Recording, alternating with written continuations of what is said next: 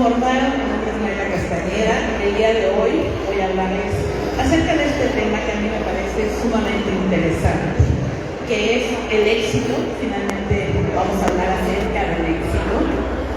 Y mi postulado es que el éxito es un hábito. Y antes de comenzar me gustaría preguntarles cómo están. Bien, ok, me parece excelente. ¿Qué tal van sus propósitos de año nuevo ahorita que estamos iniciando marzo? ¿Qué tal? Porque estén bien. Ya no se les olvidaron, ¿verdad? Bueno, ¿por qué les hago esta pregunta acerca de los propósitos?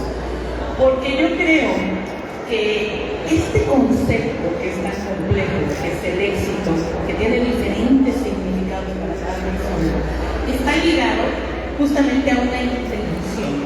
El éxito no es algo que aparece, es algo que nos toca a la puerta, no es algo que mágicamente encontramos tirado mientras vamos caminando por la playa, no. O sea, el éxito es algo intencional, es algo sobre lo que trabajamos. Y nuestros propósitos se supone que son intenciones que iniciamos con el año, ¿sí? Entonces, esta es una forma de darnos un poquito cuenta de qué tanta intención real tenemos de lograr el éxito, ¿sí? Si nosotros ahorita, en marzo, a principios de marzo, ya ni siquiera nos acordamos de cuáles fueron nuestros propósitos que hicimos hace 2 meses, entonces yo creo que tenemos que reflexionar un poquito acerca de qué tan comprometidos o qué tanto nos interesa realmente el éxito, ¿sí? Y tal vez esto tenga que ver con qué es para nosotros el éxito. ¿Ustedes han preguntado qué es para ustedes el éxito? ¿Qué significa? Porque, bueno, nos ganan muchas cosas, ¿verdad? O sea, de repente vemos en las redes sociales, en los comerciales, en los medios de comunicación que nos hablan del éxito, que nos quieren vender un carro diciéndonos que eso es tener éxito, o que nos quieren vender una casa y que nos dicen que eso es el éxito, o que nos quieren vender la idea de que tenemos que tener un puesto ejecutivo en una gran transnacional para ser exitosos. Hay diferentes formas de entender el éxito. A mí me gusta pensar que el éxito está ligado con la felicidad, ¿sí? Eso que nos hace felices, eso que nos hace sentirnos plenos, realizados, que realmente nos conecta con nuestra misión, ¿sí? Eso que nos conmueve, eso que se nos queda en la memoria, eso que nos impulsa también a seguir creciendo. El éxito, yo escuché hace algún tiempo, no es una meta, es un proceso. Y yo creo que sí es cierto, como la felicidad. ¿Ustedes se han puesto a pensar qué es para ustedes la felicidad? ¿Se han puesto a reflexionar sobre qué es la felicidad? Yo creo que la felicidad tiene diferentes componentes, como la vida, ¿sí? La vida es como una mesa. Imaginémonos una mesa, no de 4 patas, de 6, de 8, de 10, dependiendo de los diferentes aspectos de nuestra existencia, ¿sí? Nuestra existencia está compuesta por nuestra relación con nuestra familia, por nuestra relación con el trabajo, con nuestra relación con nosotros mismos, con el dinero, con la parte laboral, con la parte sexual, con la parte espiritual. Son diferentes patas que tiene esta mesa. ¿Qué pasa si una de esas patas es más corta o más larga que las otras? Si yo llego y pongo un plato de sopa, ¿qué va a suceder encima de esa mesa?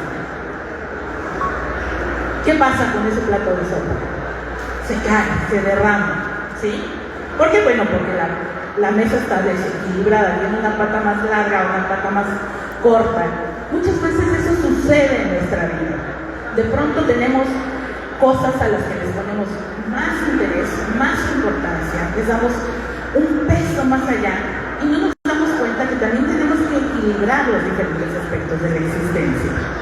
Entonces yo creo que es importante en principio plantearnos qué es importante para nosotros. y cómo vamos a equilibrar los diferentes aspectos de nuestra vida. Esto tiene que ver con la profesión, con nuestro propósito de vida, con lo que queremos ser, en lo que nos queremos convertir.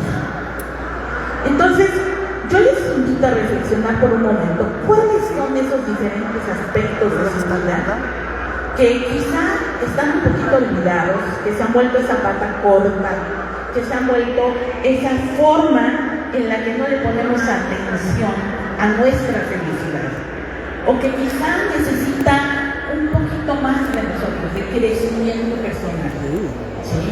De entender qué es lo que realmente importa para nosotros en la vida.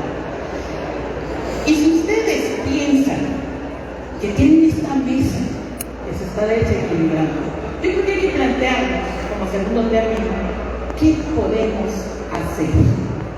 ¿Sí? ¿Cómo podemos empezar a lograr ese equilibrio? De repente pensamos que lograr ese equilibrio en la vida, o lograr la felicidad, o lograr el éxito, es realmente casi volver a nacer, ¿no? Que tenemos que voltearnos para y planear un montón de cosas, y tal vez no sea necesario tener este cambio tan radical. Primero tenemos que entender de dónde vienen esos resultados que tenemos en la vida. Miren, si ustedes voltean alrededor, voltean a ver lo que hay aquí: las sillas, el escenario, la pantalla, las mesas, los stands, la ropa que traemos puesta, todo lo que hay en este centro de convenciones, en principio fue una idea. Todo ha sido creado por el ser humano.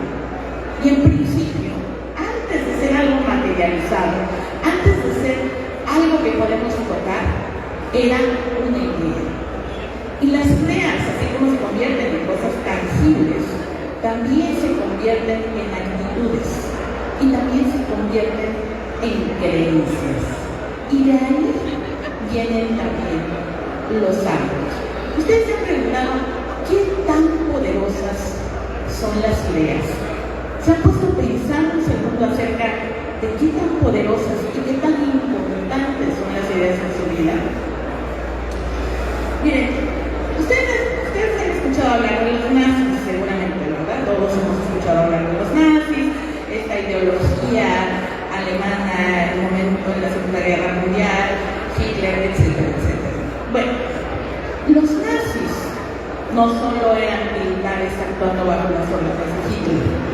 Entre las filas de los nazis también había muchos científicos que se pusieron a estudiar diferentes cosas. Una de las cosas más interesantes que más me ha llamado la atención acerca de lo que experimentaron estos nazis, estos científicos, es el cerebro humano, las conductas y las ideas. ¿Sí? ¿De dónde vienen las creencias? ¿Cómo se forman? ¿Y cómo pueden cambiar la vida de una persona? Ellos hicieron un experimento muy interesante. Fíjense lo que hicieron, porque realmente es de llamar la atención. Ellos tomaron a 2 prisioneros judíos. ¿Sí? Tomaron a 2 judíos y los metieron en un cuarto cerrado. ¿Sí?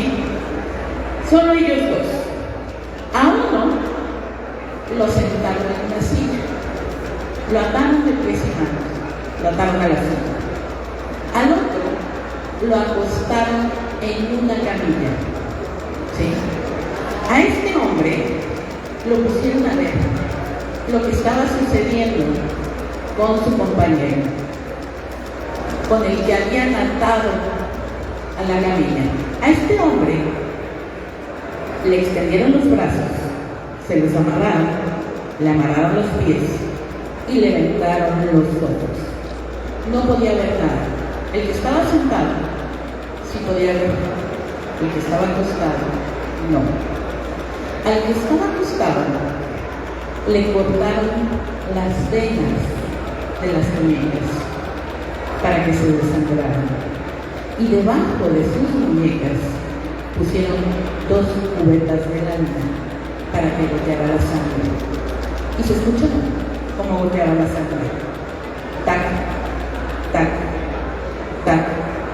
El hombre que estaba sentado no podía hacer absolutamente nada por su compañero. Solo pudo observar cómo se desangró lentamente hasta que murió.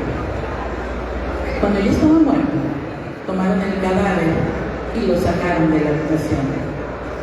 Tomaron al segundo preso, al que había visto todo. Lo acostaron en la manita, le extendieron los brazos, los amarraron, le amarraron los pies y le vendaron los ojos. Y con un hielo, frotaron sus muñecas. Pusieron el hielo a gotear en las cubetas y se escuchaba exactamente igual. Tac, tac, tac. ¿Saben qué estaba pensando ese hombre? Me estoy muriendo, se decía. ¿Y saben qué pasó? Tardó 5 minutos más que su compañero en morir, con toda su sangre adentro. ¿Esto qué quiere decir? Bueno, esto quiere decir que efectivamente nuestro cerebro es sumamente poderoso, que con una idea en la que realmente creamos, podemos transformar nuestra vida al grado de producirnos la muerte física, la muerte real, sin que haya un motivo físico, orgánico, biológico real. Imagínense qué poderosas son las ideas cuando creemos en ellas. ¿Y qué pasa muchas veces con estas ideas? Bueno, ¿cuáles son las ideas que están en nuestra cabeza? Las ideas que están alojadas en nuestro subconsciente, porque esas no las vemos. Tenemos una parte consciente en nuestra mente y una parte subconsciente. Ese subconsciente se ha ido alimentando de todas las cosas que nos han sucedido en la vida. Ese no se le olvida nada, que borra cosas, interpreta, ¿sí? Y va alojando todas esas ideas, la interpretación de los sucesos por los que hemos pasado a lo largo de la vida, y nos ha dado ideas. Y esas ideas se han transformado muchas veces en creencias. Y esas creencias nos dan actitudes, conductas y hábitos. Los hábitos son esta parte en la que los seres humanos nos desconectamos. Nos desconectamos del consciente. Los hábitos son esas rutinas que constantemente llevamos a cabo y que si tuviéramos que estar pensando en ellas todos los días, nos volveríamos locos. Porque imagínense que cada vez que nos levantamos, abrimos los ojos y vamos al baño, tengamos que pensar en qué hago, por qué hago esto, cuál es el motivo de esta acción, o cuando nos lavamos los dientes, que empezamos a recapitular cómo era, a ver, cómo tengo que preparar el cepillo, cómo tengo que meterlo en la boca, no, todo eso lo hacemos en automático. Son hábitos que repetimos todos los días. Ahora, vamos a hablar un poquito acerca de este poder que tienen los hábitos en nuestra vida. Hay una frase de Mahatma Gandhi que me gusta mucho, que es: tus creencias se convierten en tus pensamientos se convierten en tus palabras se convierten en tus acciones se convierten en tus hábitos se convierten en tus valores se convierten en tu destino. Si nosotros nos ponemos a analizar un poquito esta frase, podremos entender por qué de pronto los hábitos pesan tanto en nuestra vida y también por qué es tan difícil cambiarlos. ¿Por qué de pronto cuando hacemos los propósitos de Año Nuevo, el 31 de diciembre, o los pensamos una semana antes, 15 días antes, o los estamos pensando 2 meses antes, y empieza enero, y empezamos, nos inscribimos en el gimnasio, vamos 2 días, vamos 3 días, y ya como que a la semana, como que empezamos a decir: será muy necesario que vaya yo, será muy necesario que haga yo ejercicio, y si voy y no lo saludo, y si no voy, y si aviso, no, pues para qué aviso, ¿verdad? Si me van a buscar.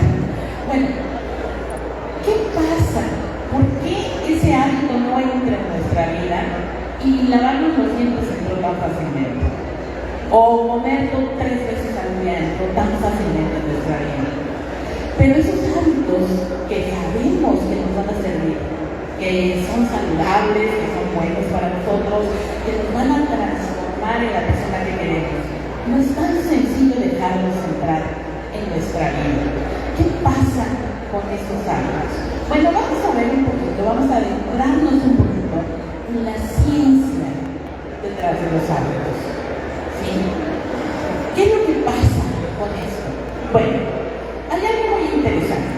Las investigaciones neurológicas recientes han revelado que todos los hábitos funcionan bajo una estructura de 3 componentes. Fíjense esto, la señal.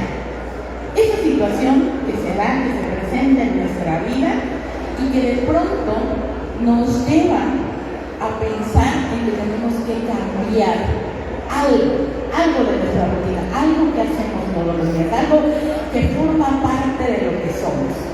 Después viene la parte justamente de la rutina, es el comportamiento en sí mismo, la acción que realizamos.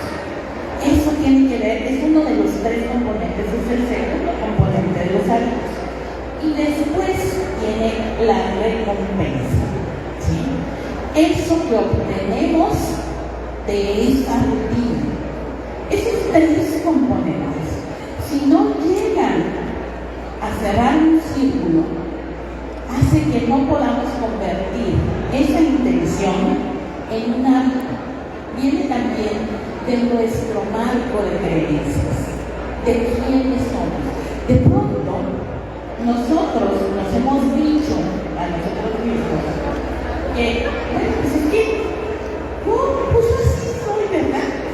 Como decía mi abuela, soy hermosa, ¿no? Porque la palabra gordo o gorda es una palabra que ahorita es muy agresiva, se considera agresiva. Pero fíjense qué curioso. Antes, aunque no era explícito, sí había una forma de evitar esa palabra, ¿no? No decían, ¡ay, el niño está gordito! No, decían, el niño está hermoso, ¿no? Hermoso igual a gordito. Bueno, entonces nosotros nos conseguimos a nosotros mismos dentro de nuestro marco de creencias. Está la idea de que así somos. Yo soy flojo o soy floja. Entonces, ¿cómo voy a ir al gimnasio? Va contra lo que soy, contra mi marco de creencia, de mi identidad. ¿Sí? Entonces, ¿qué es lo que pasa cuando queremos cambiar solo los componentes externos, no las ideas que subyacen en nuestro subconsciente y que finalmente constituyen un marco de creencias? Bueno, pues sucede que es sumamente difícil cambiar. ¿Por qué? Porque los hábitos son muy poderosos. ¿Y por qué son tan poderosos? Fíjense, en términos neurológicos, ¿qué sucede con nuestro cerebro? Con el soporte biológico que da sustento a quienes somos como personas, a nuestra mente, a nuestra personalidad, a nuestra identidad. Bueno, pues esta formación de hábitos está ligada al ganglio basal. Es una parte muy específica de nuestro cerebro. Es una estructura que está implicada en el control de los movimientos voluntarios, el aprendizaje procedimental y las rutinas. Ahí es donde se forman los hábitos. Imaginen ustedes que nuestro cerebro, esa maravilla, esa estructura que no es lo que somos nosotros, ojo, con todo esto de neuro, de pronto ya parece una moda y ya hay hasta neuroshampoo. Aunque ustedes no lo crean, existe una cosa que se llama neuroshampoo en España. Una amiga que es neurocientífica platica justamente acerca de esto, ¿no? La palabra neuro vende. ¿Por qué? Pues porque está de moda, porque las neurociencias, porque la neuroeducación, porque la neuroplasticidad, todo es muy atractivo. Descubrir que está dentro de nosotros esa estructura que que de pronto era algo desconocido, totalmente algo misterioso para nosotros, de pronto se ha convertido en un espacio de exploración en tiempo real, como el Internet, ¿no? Algo que podemos ya, porque no se podía antes, investigar, estudiar con un cerebro vivo. Ya no tiene que ser en cadáveres, ya podemos a través de la misma imagen descubrir qué está sucediendo en nuestra cabeza. ¿Qué es lo que sucede? Bueno, existen una serie de redes neuronales que son las que constituyen tanto lo que son las ideas, las creencias, los hábitos, las acciones que llevamos a cabo. ¿Sí? Se van conformando una serie de redes neuronales. Fíjense qué curioso. Antes se hablaba de que habían 100.000 millones de neuronas, que teníamos 100.000 millones de neuronas. Y era cuando nos explicábamos que nosotros somos más inteligentes que otras especies, ¿no? Porque tenemos muchísimas neuronas en comparación con otras especies. ¿De dónde salió esa cifra? No sabemos. A alguien se le ocurrió que habían 100.000 millones de neuronas. Y viene una neurocientífica, Susana Culano Hasser, una neurocientífica muy reconocida, brasileña, y se pone a experimentar. Y se pregunta, a ver, ¿de dónde viene esta cifra? ¿Cuántas neuronas tiene una ballena? ¿Cuántas neuronas tenemos nosotros? Y las cuenta. Y resulta que la ballena tiene más neuronas que nosotros. ¿Sí? Nosotros tenemos 86.000 millones de neuronas, no 100.000 millones. Un cerebro adulto tiene 86 millones de neuronas. Y entonces, ¿cómo nos explicamos que la ballena no haya construido una civilización, no tenga centros de convenciones, no tenga humor, no tenga una serie de actividades, posibilidades y pues todas estas habilidades para construir cosas? Bueno, porque no es el número de neuronas lo que nos hace diferentes. Lo que nos ha permitido construir una civilización es el número de conexiones que puede hacer cada una de nuestras neuronas. Cada una de las 86.000 millones de neuronas que tenemos en el cerebro puede crear 10.000 conexiones. ¿Sí? Entonces, lo que nos permite tener una identidad, acumular conocimiento, poder recordar, poder construir instrumentos, poder evolucionar, poder crecer y poder transformar nuestro medio ambiente, es esa cantidad de rutas que hacen nuestras neuronas, de estas redes neuronales. Entonces, cada uno de nuestros hábitos hace una red neuronal. ¿Se puede deshacer esa red neuronal en nuestro gánglio basal? Claro que sí. Podemos reconstruir esas redes neuronales. ¿Cómo lo podemos hacer? Bueno, primero tenemos que entender que viene de una idea. Y esa idea se ha constituido en nuestra mente en una creencia. Se ha arraigado en una red neuronal. Y esa red neuronal, que pudo haber empezado como un caminito de señal, ya saben, estos caminitos que de pronto se hacen entre la maleza, pero cuando uno empieza a pasar por ese caminito, por esa veredita, pues se empieza a hacer más grande. Y si uno llega ya no camina sobre el caminito, sino de pronto llega con un carro, y a cuando mete una camioneta, y a cuando mete un trailer, y después empiezan a pasar 25 trailers, pues al rato ya es una supercarretera de 8 carriles, ya no es el caminito vecinal. Entonces puede ser una red neuronal muy fuerte, muy poderosa. ¿Cómo la podemos transformar? ¿Cómo podemos abrir otras redes neuronales que puedan dar pie a estos otros hábitos? Tenemos que descubrir cuáles son esas ideas, esas creencias que creemos, además, que estamos seguros que son parte de nuestra identidad, que nos hemos apelado a ellas de esa forma. ¿Qué pasa conmigo si de pronto dejo de pensar en mí como alguien flojo o flojo? Se me cae un pedazo de la identidad. ¿Sí? ¿Qué y dejo de pensar en mí como alguien que es gordo o gorda y que toda su vida no ha sido y que no tiene otra posibilidad más que seguir siéndolo.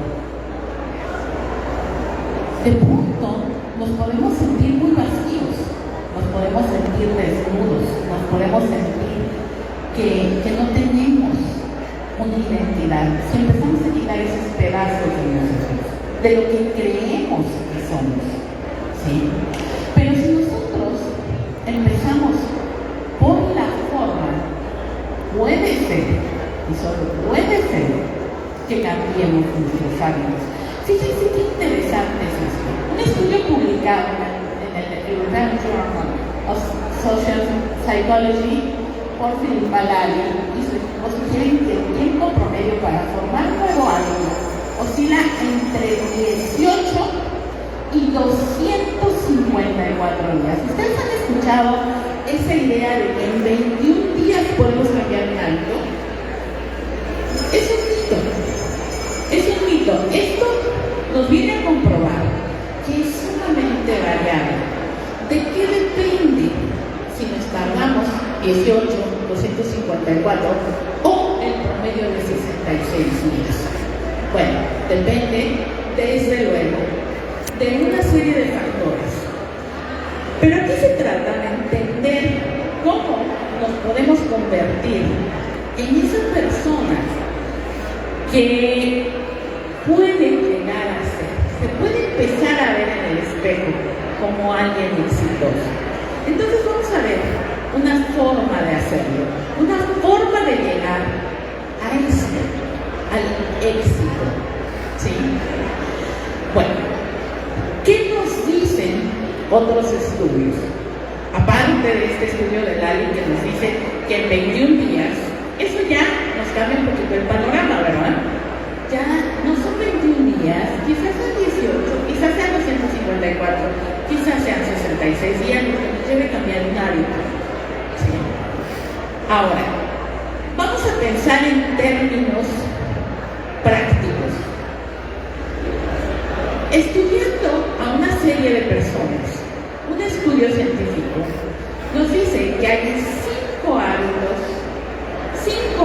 esenciales de las personas más exitosas. Y aquí estamos hablando de diferentes campos, ¿eh? No estamos hablando de multimillonarios, sí hablamos de multimillonarios, pero no solo en el sentido de que hayan logrado ser multimillonarios. Hablamos de científicos, hablamos de atletas, pero sobre todo hablamos de personas que han logrado sus objetivos, que han logrado lo que se propone, que han llegado a altos niveles en el aspecto en el que les interesa trabajar en su vida, ¿sí? Entonces, bueno, ¿cuáles son estos 5 hábitos en común de estas personas que fueron estudiadas?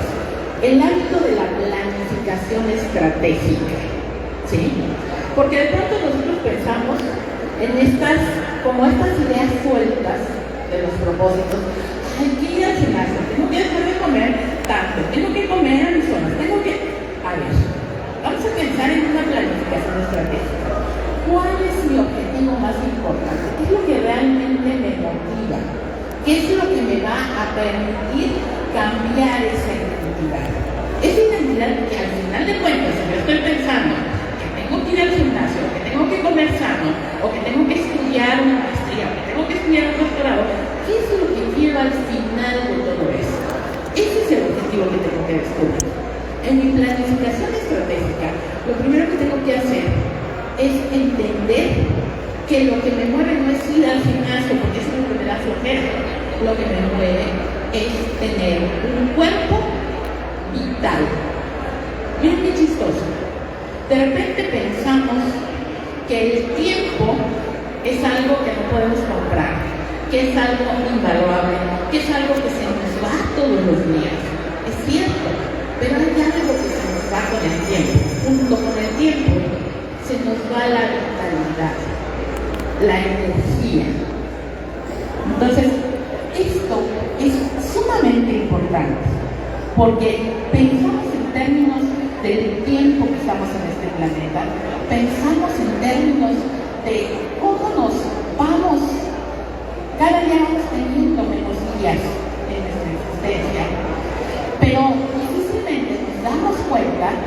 que junto con el tiempo que pasa, también entra la vejez.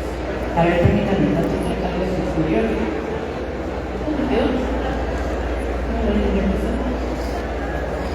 Se cayó esta idea. Pero estoy tratando de cambiar el micrófono. Se podrán dar cuenta, no soy muy hábil en eso, pero bueno, creo que ya se pudo. ¿Sí se pudo? Ok. Bueno, entonces, junto con el tiempo que pasa por nuestra vida, también va disminuyendo nuestra energía, nuestra vitalidad. Entonces, ¿para qué quiero ir al gimnasio? ¿Para tener más tiempo? No voy a tener más tiempo, no voy a recuperar el tiempo sigue pasando. Pero lo que sí puedo hacer es tener vitalidad hasta el final de los días. Si tengo un cuerpo preparado, si mantengo mi masa muscular, si tengo una serie de aspectos que contribuyen a que no me enferme, por ejemplo, pero difícilmente pensamos en esos grandes objetivos. Pensamos solo en que la sociedad nos dice que tenemos que ir al gimnasio. Igual puedo hacer ejercicio en mi casa, no tengo que ir al gimnasio. Lo importante es mantener la vitalidad, es mantener las condiciones en las que yo me pueda asistir a mí mismo. No necesite que cuando llegue a cierta edad alguien me asista, tener la suficiente fuerza, la suficiente vitalidad, la suficiente energía, la suficiente masa muscular para sostener mi esqueleto. ¿Sí? Y a partir de ahí establecer esta planificación estratégica. ¿Cómo lo voy a lograr? Pero lo primero que tengo que pensar es en el gran objetivo. El hábito del aprendizaje continuo. Eso es algo que también tiene la gente que se considera exitosa. ¿Sí? Aprender continuamente.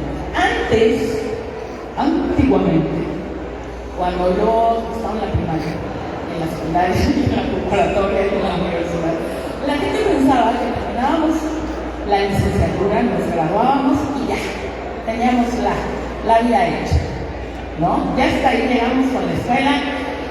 Y fíjense que no es cierto.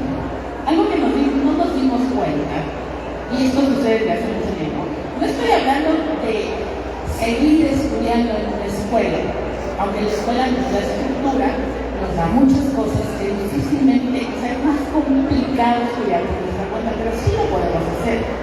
El aprendizaje es como respirar. ¿Sí? A ver, traten de dejar de respirar. A ver, piensen por un momento. Voy a dejar de respirar. ¿Lo intentamos? ¿Sí? A ver, a las 3. 1, 2, 3. Dejen de respirar. Dejen de respirar. No estamos respirando. No respiren. No respiren.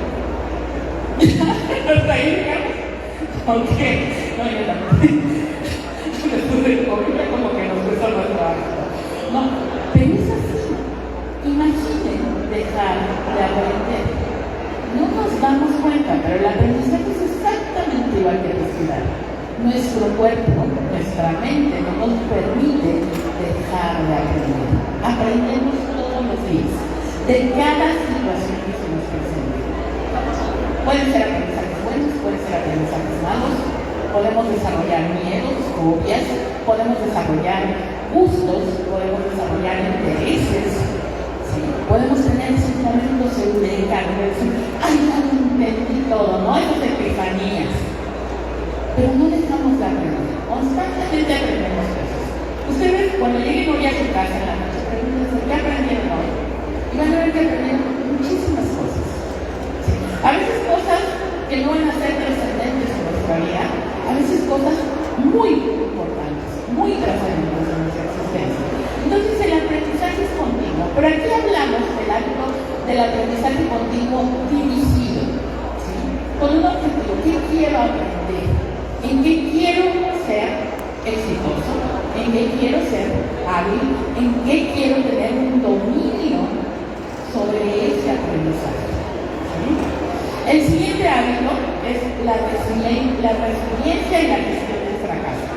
Es algo que ahorita nos está costando muchísimo trabajo. Uno de los mejores maestros en la vida es el fracaso.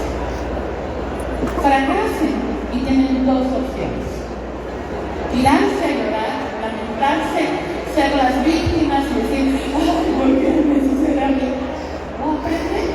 O aprender de la lección del fracaso.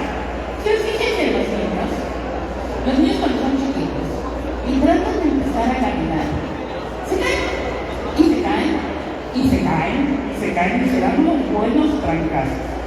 Y de pronto, ellos, en esas caídas, van desarrollando sus habilidades, ¿no? Empiezan a ver cómo se van parando, cómo se van a sostener más tiempo, cómo van a avanzar más. Pero también aprenden, y eso se los enseña a veces la mamá, el papá, la sociedad, que si se quedan tirados allá, alguien va a llegar y los va a asistir. O que si lloran, va a salir alguien corriendo y los va a apapachar. ¿Sí? Esos aprendizajes los vamos teniendo y se van quedando a lo largo de nuestra existencia muchas veces y no nos permiten crecer. Porque pensamos que cuando fracasamos somos víctimas, o que cuando fracasamos alguien va a venir a ayudarnos siempre. Y no necesariamente es así, a veces nosotros nos tenemos que levantar solos. Y desde aprenderse a levantar y levantar y levantar es donde más crecemos. La resiliencia es esta capacidad de vencer a la adversidad, ¿sí? De dejar de ser víctimas. El hábito de cuidar la salud física y mental solo tenemos el cuerpo. Es decir, hasta ahorita, sí hay mucha investigación y mucho desarrollo al respecto, pero hasta ahorita no podemos ir a una tienda y decir, tengo un pulmón porque el mío ya falla, o me veo un riñón porque ya no funciona, ¿no? O dos porque ya me los echaron dos, no. O sea, tenemos que cuidar este cuerpo, es el único hasta el momento que tenemos, ¿sí? El hábito de cultivar relaciones significativas. Esos son 5 aspectos que nos pueden llevar al éxito, dado que las personas que tienen mucho éxito tienen en común esos 5 hábitos. Ahora, ¿cómo podemos empezar a transformarnos? ¿Cuál podría ser un primer paso para empezar con esos nuevos hábitos? Bueno, esto es una propuesta de un diseño del entorno para el éxito, ¿sí? Reducir la fricción para hábitos deseados. ¿Esto qué quiere decir? Por ejemplo, yo quiero aprender de física cuántica, ¿no? Que es algo muy complejo. Bueno, para mí, tal vez para ustedes no, pero para mí es algo muy complejo. Quiero aprender de física cuántica. ¿Qué tengo que hacer? Bueno, pues acercarme al conocimiento, tal vez comprar algunos libros acerca de física cuántica, tener algunos videos, recopilar alguna información. Si yo empiezo a poner esos libros que compré en un armario allá tirados al fondo de mi casa, difícilmente voy a crear el hábito, ¿sí? Reducir la fricción significa facilitar. Entonces, en lugar de poner los libros allá hasta el fondo en el armario oscuro, pues los pongo enfrente de mí, los pongo en el baño, los pongo en el comedor, los pongo en la sala, en lugares donde yo esté cotidianamente, pues, pasando algún tiempo. Entonces, eso va a reducir la fricción de los hábitos deseados. Si quiero hacer ejercicio, tal vez tenga que poner unas pesas. Digo, trataré de no matarme cuando me levanto por acá y paso por allá, pero ponerlos a la mano, poner, no sé, algunas bandas, poner algunos elementos que me inviten a ese hábito. Aumentar la fricción por hábitos no deseados. Por ejemplo, quiero dejar de comer azúcar. Bueno, pues se puede comprar cosas con azúcar. Simplemente no las llevo a mi casa. Utilizar desencadenantes visuales. ¿Sí? Poner frente a mí cosas que me recuerden esa intención. La técnica de pilas de hábito, ¿sí? Esto es algo muy interesante y funciona muy bien. Después de un hábito actual, por ejemplo, después de lavarme los dientes, haré un par de sentadillas. Eso es voy apilando hábitos. De los hábitos que ya tengo, que ya son un ancla mental, empiezo a apilar otros hábitos. El poder de los microhábitos. De pronto decimos, ay, es que quiero bajar 25 kilos. Uy, los 25 kilos es una meta enorme. Pero ¿qué tal si esta semana bajo 500 gramos? ¿O qué tal si en lugar de hacer 200 lagartijas, hoy, después de ir al baño, hago 3 lagartijas o 2 lagartijas? Y después de leer un rato, estar trabajando 20 minutos, hago otras 2 lagartijas. ¿Sí? Esos son microhábitos. El seguimiento y la rendición de cuentas. ¿Qué es eso? Pues es tan sencillo como nosotros recapitular acerca de qué hicimos y cuáles son los resultados de eso que hicimos. Hacer unos exámenes, hacernos preguntas acerca de qué hice y cuáles han sido los resultados de esos pequeños microhábitos tal vez, o de este apilar, esas pilas de hábitos. Y esto es muy interesante, la regla del 1%. ¿Ustedes han escuchado hablar del 1%? ¿No? Generalmente cuando oímos eso del 1%, nos lleva a pensar en esas personas privilegiadas que tienen mucho poder, que son las personas que controlan el mundo, ya saben que nos vamos para arriba, que son el 1% de la población, ¿no? Mucha gente se refiere a ese 1%. Bueno, este 1% no es eso, ¿sí? Pero eventualmente nos podría llegar a ese 1%, por lo menos al 1% que terminó un posgrado, ¿no? Porque así el doctorado está debajo del 1%, déjenme decirles, en nuestro país, de la gente que empieza la educación formal, la educación escolarizada, menos del 1% logra terminar un doctorado. Entonces, bueno, nos podría llevar a ese 1%. Bueno, esta regla del 1% es tan sencillo y tan complicado como ser un 1% mejor todos los días. Preguntamos, ¿cómo puedo ser un 1% mejor hoy? Saquen cuentas. Al final de un año vamos a ser 37 veces mejor que el día de hoy.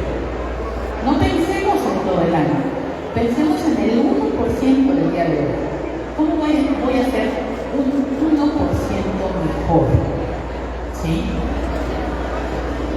Y esto es muy interesante. Fíjense lo que nos dice este autor, que es un connotado novelista. Sembramos un pensamiento y cosechamos una acción. Sembramos una acción y cosechamos un hábito. Sembramos un hábito y cosechamos un carácter. Sembramos un carácter y cosechamos un destino. ¿Cuántas veces hemos pensado que nuestro destino ya está escrito? Que no podemos pasar de ser quienes somos, quienes fueron nuestros papás, quienes fueron nuestros abuelos, que no podemos dejar atrás el lugar en el que nacimos, que no podemos dejar atrás una serie de estigmas. En realidad, podemos cambiar nuestro destino, pero necesitamos sembrar acciones, hábitos, cosechar un carácter y cosechar también un destino diferente para nosotros. Yo creo que es muy importante que empecemos a pensar en nosotros de una manera diferente. Empecemos a pensar en cómo podemos llegar a ser. Dejar atrás un poquito la idea de que nuestra identidad es algo que nos constituye, porque los seres humanos podemos cambiar el día que nosotros crecemos, pero tenemos que desearlo. Tenemos que empezar a pensar en ese destino que queremos. Tenemos que empezar a darnos cuenta que el horizonte es mucho más grande de lo que alcanzamos a ver. Y tenemos que darnos cuenta también de que quizá nuestro peor enemigo somos nosotros mismos. Yo les invito a que de verdad hoy están parados en un lugar que les puede cambiar la vida. Hay muchas opciones. cuántos pretextos nos vamos a poner para no tomarlas. Yo les invito de verdad a que consideren su futuro como algo posible, a que piensen que ustedes pueden dejar de ser esa persona que los limita y empezar a ser la persona que los impulsa. Los hábitos, las ideas, las creencias, todo está en nuestra mente. Y todo, independientemente de la edad que tengamos, puede cambiar. Ya no tenemos un pretexto. Regresamos a la neuro, pero la neurociencia ya no lo dijo. La neuroplasticidad, esa capacidad de crear nuevas redes neuronales, es algo cierto, científicamente comprobado. Y no importa que tengamos 75, 80, 90, 95 años, podemos aprender lo que nosotros deseamos. Es cuestión de empezar a construir esos nuevos hábitos. Los invito a que empiecen su futuro hoy. Hay muchas opciones y si quieren también está la Universidad Hispanoamericana de la Huapas Península de Yucatán. Bueno, yo les agradezco muchísimo que me hayan prestado sus oídos estos minutos. Espero que tengan una excelente tarde, que lo sigan teniendo y que tengan una excelente vida. Hasta luego. Gracias.